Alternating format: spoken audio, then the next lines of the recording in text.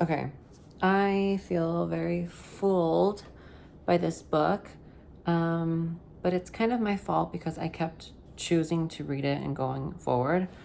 It's not a bad book by any means, but I saw it on someone's YouTube channel first, and then I saw people posting about it on Instagram, and then I don't really like to look at the reviews, like on Goodreads or things like that, but I'll kind of see like people's posts on Instagram about it and like briefly read like what they think about it. But the cover has like enthralled me for a while now, and so I was like, I need to get this book because the cover is like making me want to read it. And so I got it, and it's this one. It's called In Ascension by Martin MacInnes. And there's like 3 different versions of this. There's like the hardcover, there's one with this cover, and then there's one with the cover just like this. The font's different, and then it doesn't have this. It has like 3 different quotes instead. I think it's under the genre like speculative fiction or sci-fi. This is the back. And it's 499 pages, so it's very thick.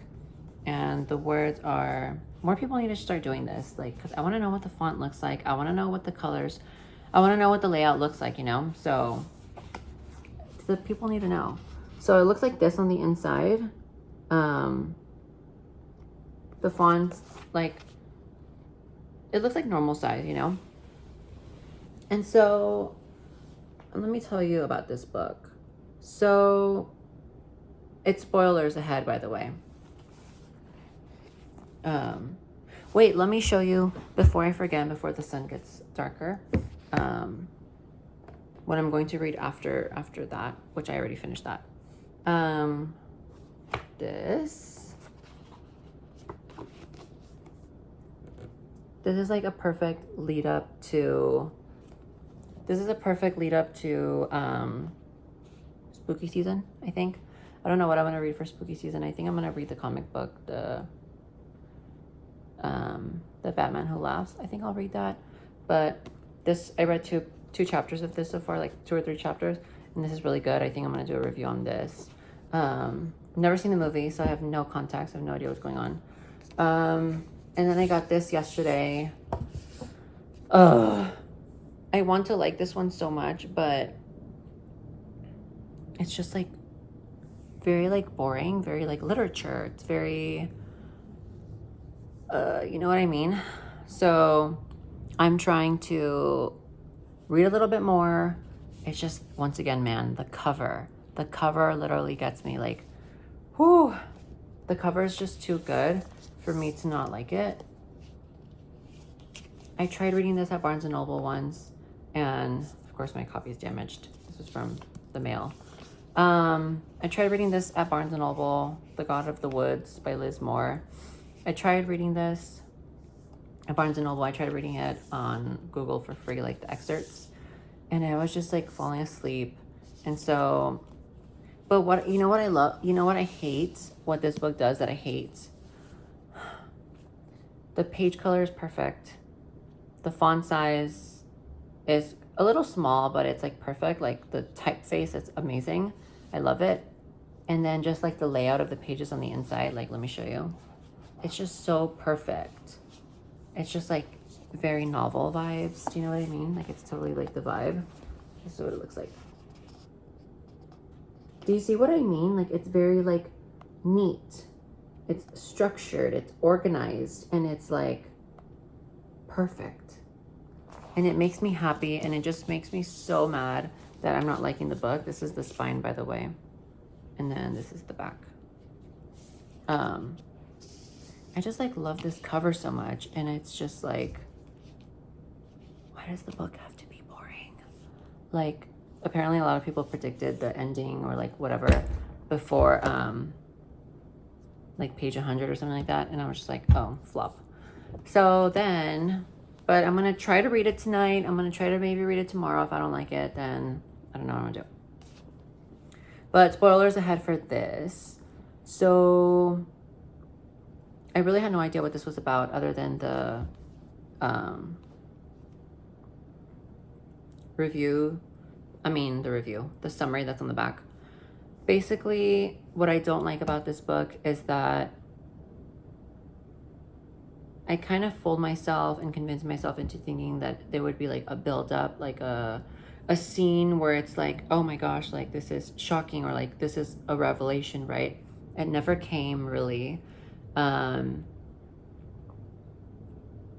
Because the book would be good and then it would be boring and then it would be good and then it'd be boring. I wonder if authors, this is 499 pages and it did not need to be this long. It could have been 300. I wonder if authors have like a word count or like a character count that they have to meet. I'm pretty sure that's a thing, but like, do all of them have that? Because all these words were not necessary for this story. Like, this could have easily been a 200, 300 page book. It's just like,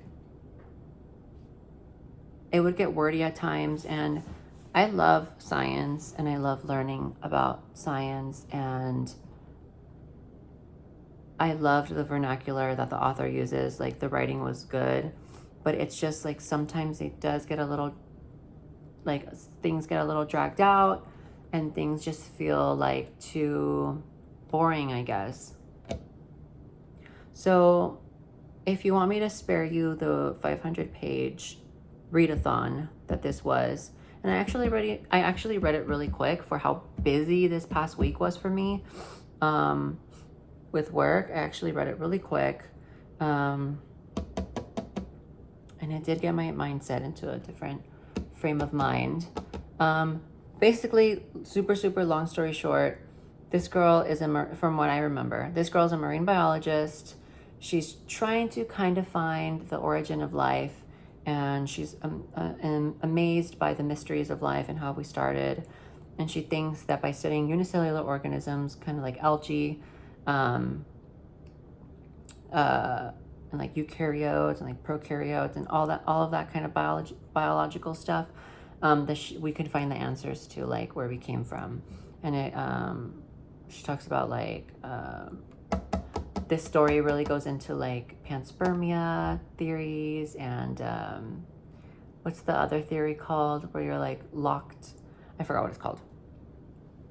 Anyways, so she has this ocean marine expedition she goes on in the Atlantic Ocean. They find this trench that's like 3 times the size of the Mariana Trench, so it's fucking deep. And so this is supposed to take place like 2030 or 2031, I think. And then the people that go down in the trench kind of like pass out and then lose consciousness and then somehow come back up to the boat, and they don't remember anything that happened during their trip down there. So it's kind of eerie, mysterious. Don't really know what the hell happened during that, but all she remembers is like electrical like current or electrical like energy in the water that was like blue, and she thinks it's like bioluminescent algae, I believe. So this privately funded company kind of like keeps all the samples, and they don't really tell any of the workers what the samples are, what they're doing with it, any of that. A couple years go by.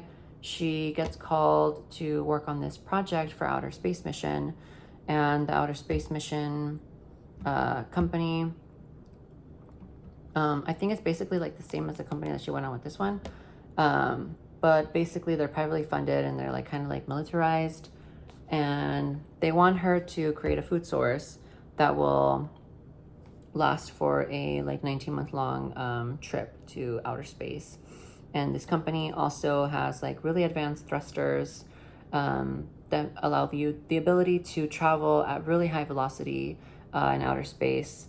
So like if the trip's only 19 months and they're like leaving the solar system, that's pretty freaking fast. Because if we were to do that right now, it would not, with the technology that is aware to the public, you would not be out of Pluto's reach in 19 months. No, it would be much longer than that. So I actually don't know how long. I didn't even like Google that, but I know it's not that short. And so shit hits the fan. We learn a lot about algae. We learn about how it's really cool. I already knew that.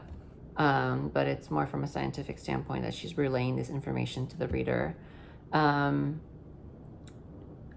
Basically, they get hijacked. The project gets hijacked in another location, and she all of a sudden has to be a part of the actual mission that's taking flight into outer space. I guess she didn't really sign up for that, and so she gets on the board, and there's only like 2 crew members. I'm pretty sure there's like other workers, or I don't know, maybe it's just the 3 of them. 2 other companions that she has on the trip. It's pretty boring, their space travel. I mean, like, what else is going on, unless it's the Alien franchise and you're getting eaten by aliens and impregnated by them. But nope, no alien here. So if you were expecting an alien, there's no alien here.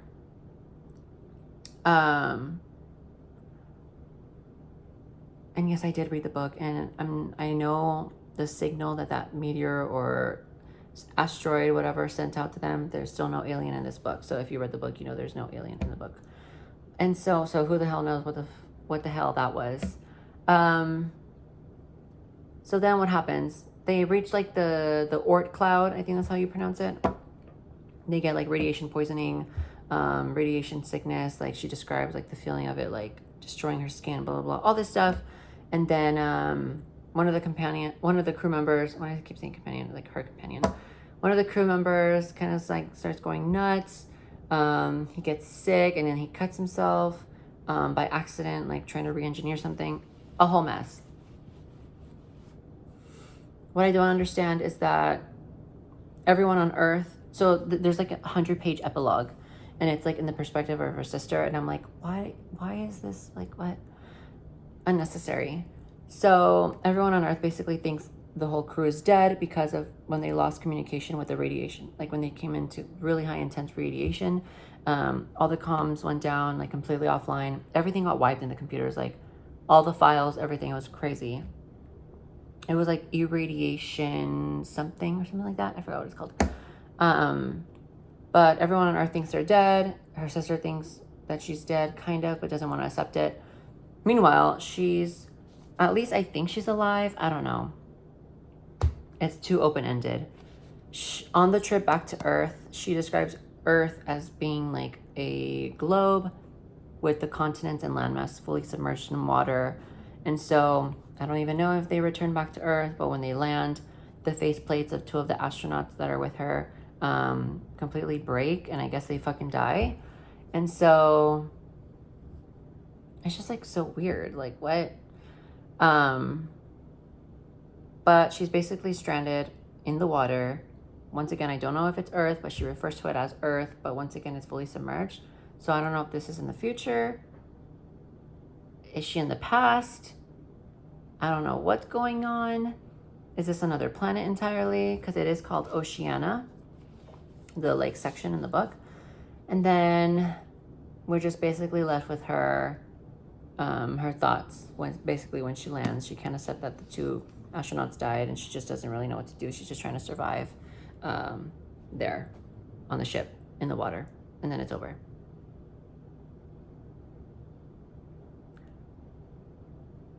It's a book that you have to be very patient with. I mean, it's not a bad book at all. Like I really wouldn't have read it all the way through if it was a bad book, but like it would get good and then it would get boring. There was no part about it that was bad. It just would get good and then it would get boring and then it would get good and then it would get boring. If you love really expressive details and a lot of like exposition and stuff like that, then this book is probably for you if you have the patience for it.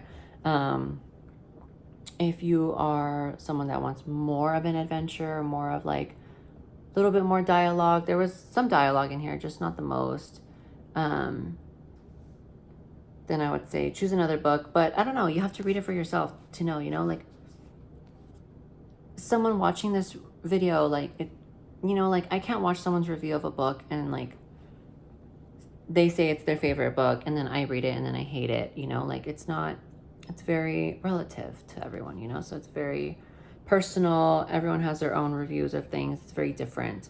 So the only way to know if you're going to like it is for you to read it. There's also won Booker Prize for 2023. So that's that. Like, I don't know what else to say about the book. It's just that I wish it was better because the cover is beautiful. I love the color tone. I love the color wave. I want something like this for my own book that I'm writing. So I was really drawn to the color scheme of this, but it's just like not the book for me. It was a very interesting story. I just wish like crazier things happened, I guess. Because I kind of want to like read something to be surprised, you know? But not everybody wants what I want in a book, you know? So that's that. Like, I don't know what else to say. This author here in the back compares it to Jeff Vandermeer's Southern Reach trilogy. The like ominous strangeness parts, yeah, but other than that, I wouldn't compare it to Jeff Vandermeer at all.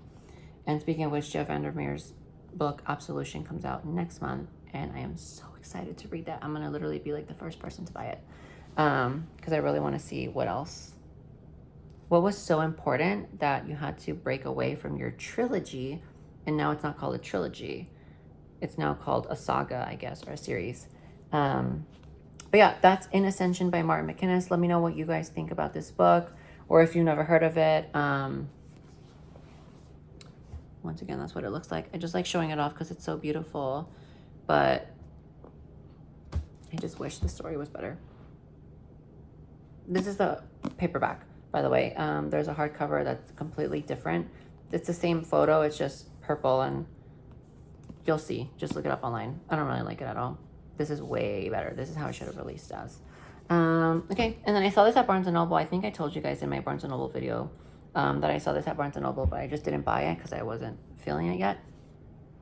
But I got it. Let me know what you guys think, and I don't know when I'm going to post the next video. Bye!